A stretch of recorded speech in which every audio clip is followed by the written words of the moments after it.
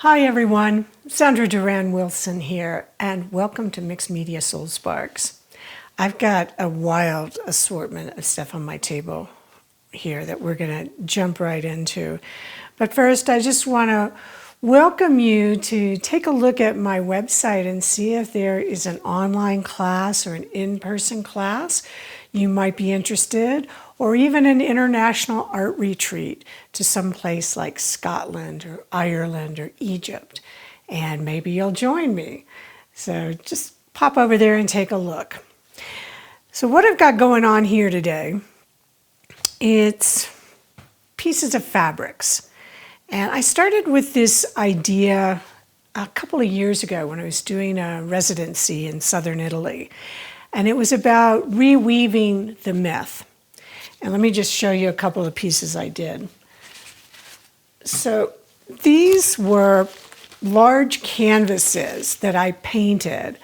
And I was painting outside in this field kind of thing. And there were pine needles in here and different things got embedded in the painting. But when I was finished with the canvases, I then took and tore them into strips and rewove them. And so this was called reweaving the myth. So the idea is that you're taking a canvas, but you're not utilizing it in a traditional way. This one you can see that I started to, here's the stretcher bars on the side, and I left an opening in the middle. So part of the performance of it was these were actually hanging in a forest. And so in the reweaving the myth, then I'm like, my face is through here. So it's hanging in the trees. And so people could interact with it and change their perspective or reweave their personal myth. So that's just one idea of how this thing got started. And then the next year I was doing a residency in France and I started painting really large pieces of fabric and wrapping them around these 500-year-old chestnut trees. So that's a project that I'm going to be continuing forward in burn scars around the US, and maybe look for some of that on Instagram. But for now, I just wanted to show you some of the things I discovered when I was working with the different fabrics. And I find, I don't know what this is, but because I'm not a seamstress person, and it's something that came from a fabric store, that it's beautiful textures and stuff. So what I am doing here, and I've got some scraps from Morocco when I was teaching there last year, and cheesecloth. This is a cotton duck. It's thicker. This is just cotton muslin, and it's thin.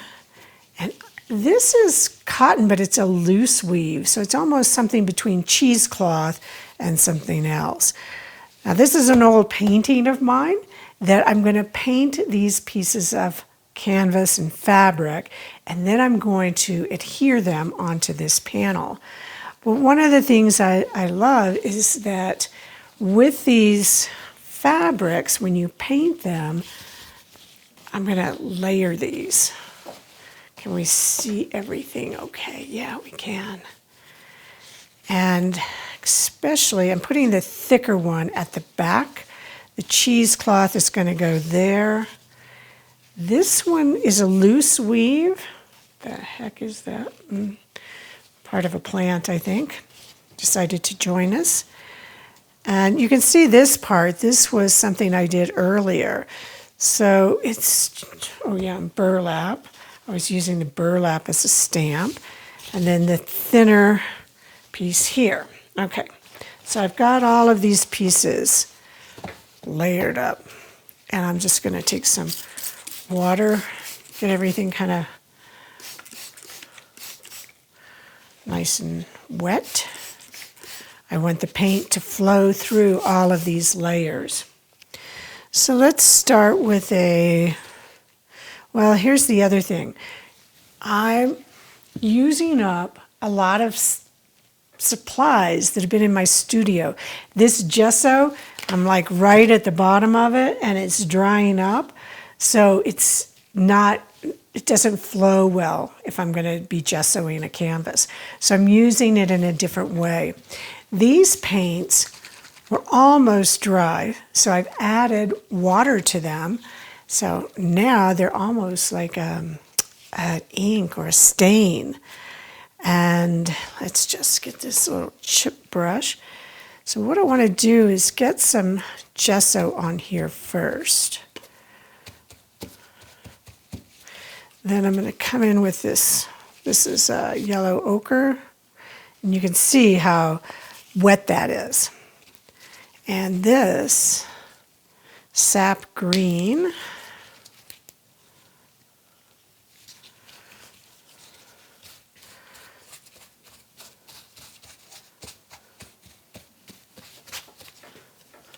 I'm going to come in between here and add a little gesso in between these layers. See, it's going all the way back to that cheesecloth.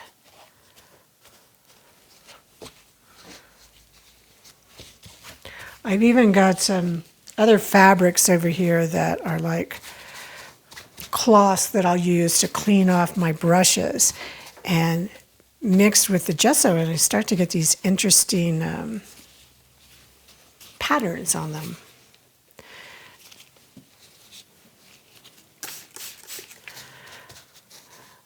So you could even use like old fabrics that you have, tea towels, t-shirts. I'm all about upcycling materials and finding ways to add them into the art.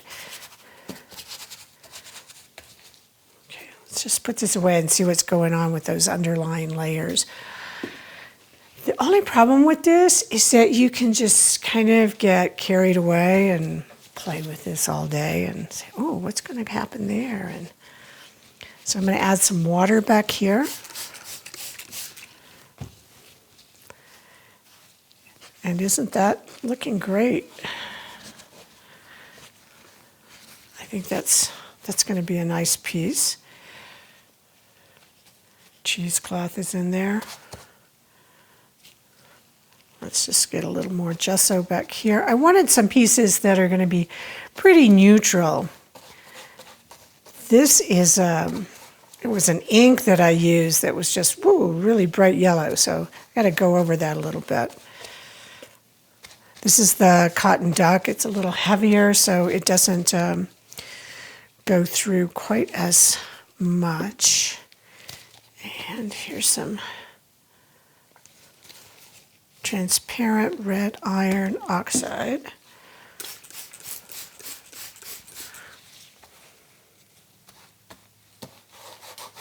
And then I'll just throw this back on. And some more water on it.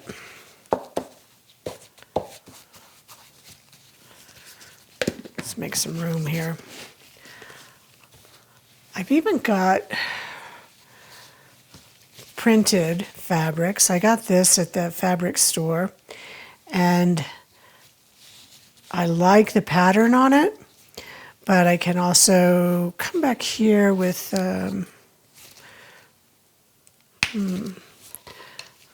this is a permanent violet dark. If I just wanted to get a little bit of a stain, so a lot of water, a couple of drops of paint, and then I sometimes just take this stuff, remember, wear the gloves, and start to squish it around.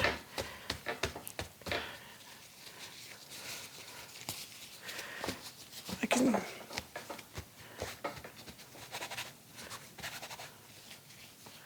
yeah, so I'm starting to get some nice colors in here.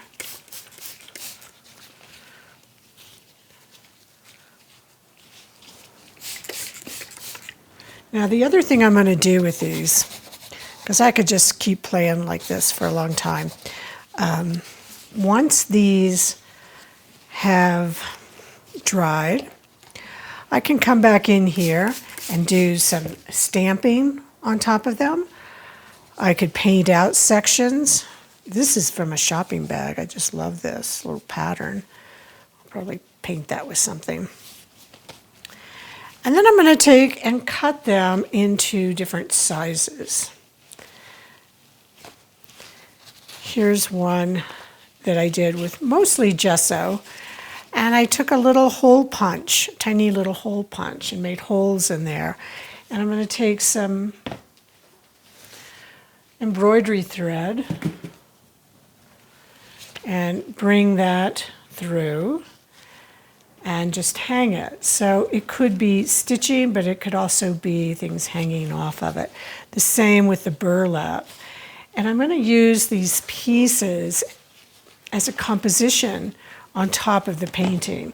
Now maybe I'm going to come back and push some of these colors back if I'm wanting to use a more neutral color scheme. Some of these pieces, this is leather, I can paint these. I'll probably add this in and maybe bring some thread through here. And just coming back in with, where'd my brush go? The big one. Oh well. It's probably buried in here somewhere. I do this all the time. I bury things. So here's this little hole punch I used.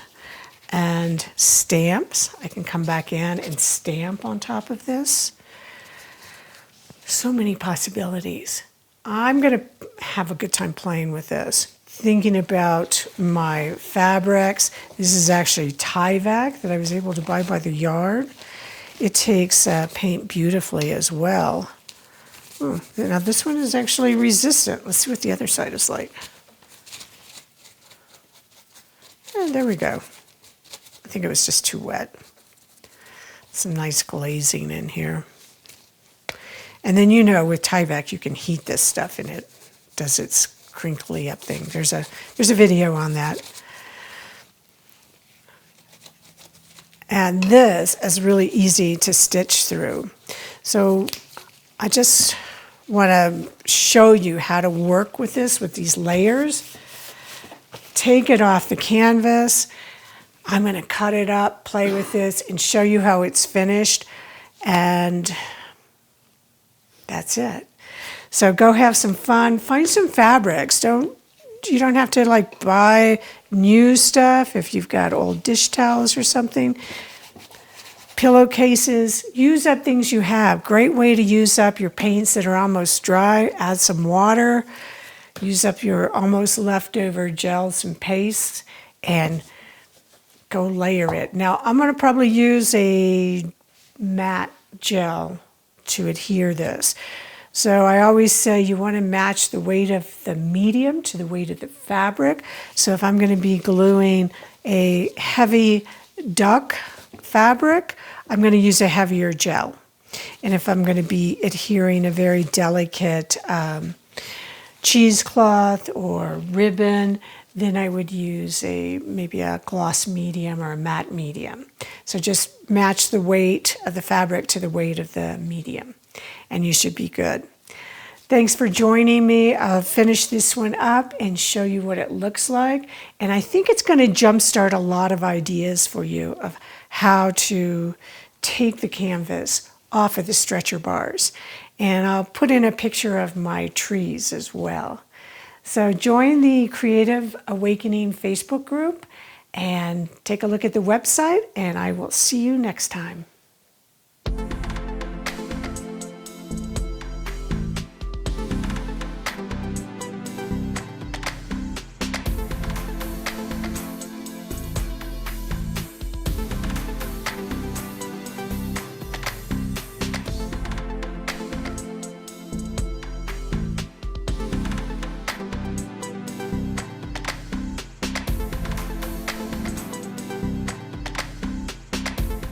Join the Creative Awakening community on Facebook, where you'll be able to post your art, connect with other creatives around the world, and ask questions. Use the hashtag #MixedMediaSoulSparks when posting your work on social media. Thanks for joining me,